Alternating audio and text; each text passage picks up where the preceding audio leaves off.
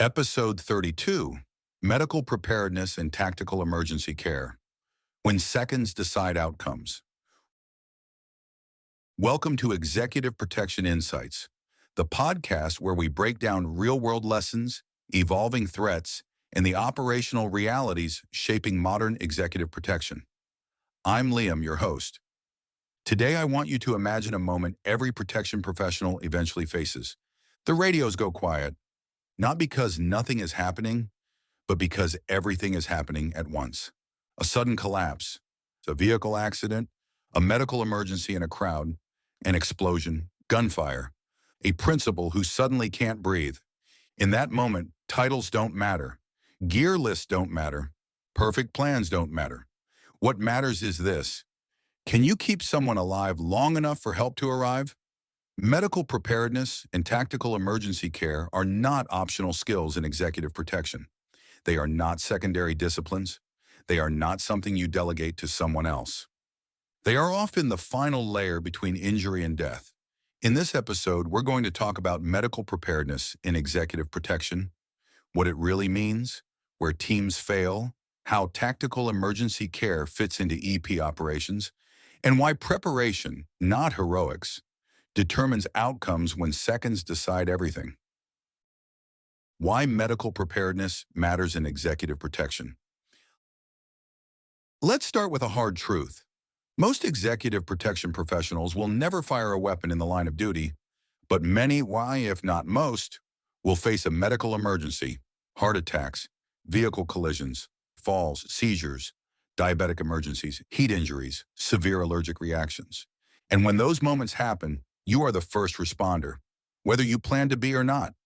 In executive protection, EMS is rarely standing next to you. Hospitals are rarely seconds away. In international environments, medical infrastructure may be limited, delayed, or unreliable. Medical preparedness isn't about being a medic. It's about buying time, controlling chaos long enough to move the principal to definitive care. That window of time, often measured in minutes, is where outcomes are decided. Medical versus trauma emergencies. What's most common and why both matter. Before we go deeper into tactical emergency care, we need to reset the mental model many professionals have. When people think about EP medical response, they often think about trauma, gunshot wounds, explosions, severe bleeding, vehicle ambushes, and yes, trauma skills like tourniquet application, wound packing, and hemorrhage control are absolutely critical. But here's the reality. Medical emergencies are far more common than traumatic ones. Across emergency response systems worldwide, the majority of emergency calls are medical, not trauma. In the United States, fire departments and EMS agencies report that roughly 2/3 of emergency responses are medical in nature, while traumatic injuries represent a much smaller percentage of total calls. That means conditions like chest pain and cardiac events, breathing difficulties, fainting or altered mental status, diabetic emergencies, strokes, seizures, heat or cold injuries occur far more often than gunshot wounds or blast injuries. For executive protection teams, this matters deeply, because if your training, equipment, and mindset focus only on trauma, you may be unprepared for the emergency you are statistically most likely to encounter. Trauma emergencies. Trauma is caused by an external force, violence, blunt force, penetrating injuries, and explosions, high-speed collisions. These require immediate life-saving interventions like bleeding control, airway management, and rapid evacuation. Medical emergencies. Medical emergencies originate internally: cardiac events, neurological issues, metabolic problems, allergic reactions, environmental injuries. They often present subtly and worsen quickly if missed. Why this distinction matters. A well-rounded EP professional must be able to apply a tourniquet and recognize stroke symptoms, control bleeding and assess a collapse principle, manage trauma, and relay accurate medical information to 911. Knowing how to do a basic medical assessment is just as important as knowing how to stop bleeding. Basic medical assessment, a critical EP skill set. One of the most undervalued skills in executive protection is basic medical assessment. Not advanced diagnostics, not hospital-level care, just the fundamentals. Being able to quickly determine, is the person conscious? Are they breathing normally? Do they have a pulse? What is their mental status? Are symptoms getting better or worse? And being able to communicate that clearly to EMS. When you call 911 or local emergency services, what you say matters. Being able to relay level of consciousness, breathing rate, pulse quality, skin condition, approximate age, known medical history, medications taken, can dramatically speed up and improve the response. This is not secondary knowledge. This is operational knowledge. OTC medications and basic medical support. Another overlooked area in EP medical preparedness is basic over-the-counter medication support when legally allowed and medically appropriate. Simple examples: aspirin for suspected cardiac events when indicated, antihistamines for allergic reactions, glucose for hypoglycemia, electrolytes for dehydration or heat stress. Carrying these items and knowing when and when not to use them can stabilize a situation long enough for EMS to arrive. This does not replace medical professionals. It supports them, and it requires training, protocols, and discipline, not improvisation. Another trick is to carry a Garmin watch or equivalent that can be used to quickly take vitals from your protectee, like pulse, respiration, oxygen saturation, and ECG. The difference between first aid and tactical emergency care.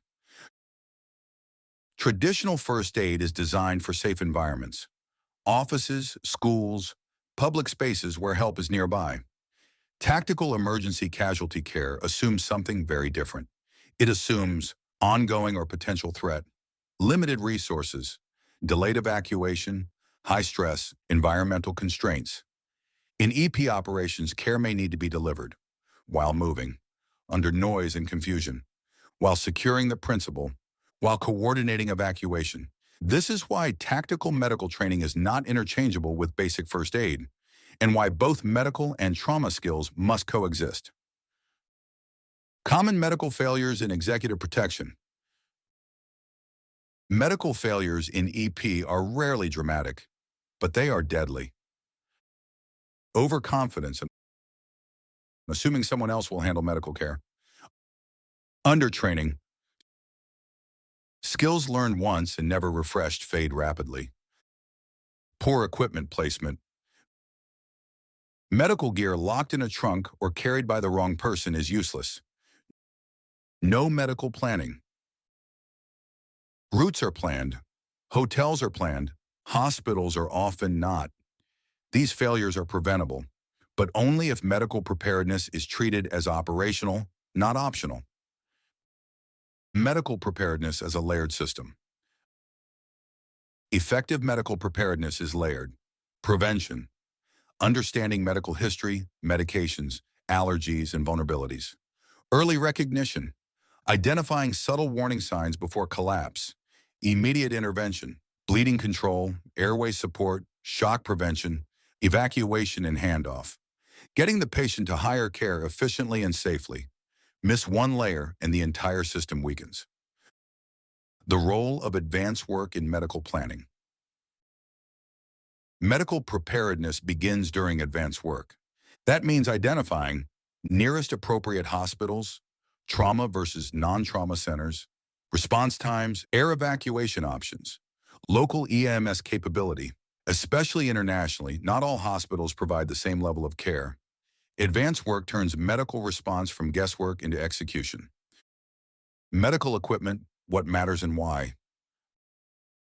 Medical equipment must be practical, accessible, familiar. Tourniquets, pressure bandages, chest seals, AEDs, basic medications where permitted. But equipment alone does nothing. What matters is who carries it, where it's staged, who can access it, how often it's checked. Medical gear should be treated like radios or weapons, inspected, rehearsed, trusted. Operating under stress. Medical emergencies are chaotic. Noise, fear, adrenaline, confusion. Fine motor skills degrade. Memory narrows. Time distorts. This is why medical training must be stress inoculated. Training must reflect reality, not comfort. Leadership during medical emergencies. In a medical crisis, leadership matters. Someone must take control, assign tasks, communicate clearly. Think beyond the patient. Medical leadership is not about rank, it's about clarity under pressure.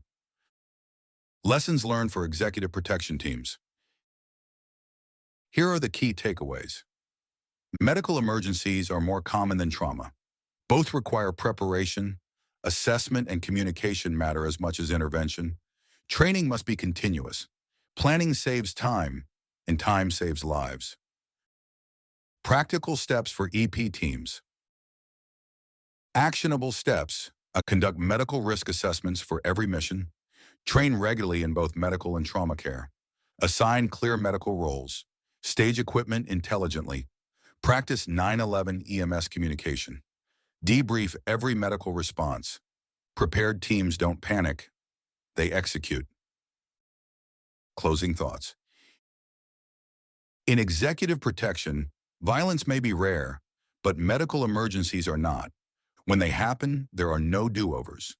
Medical preparedness and tactical emergency care are not about being heroes.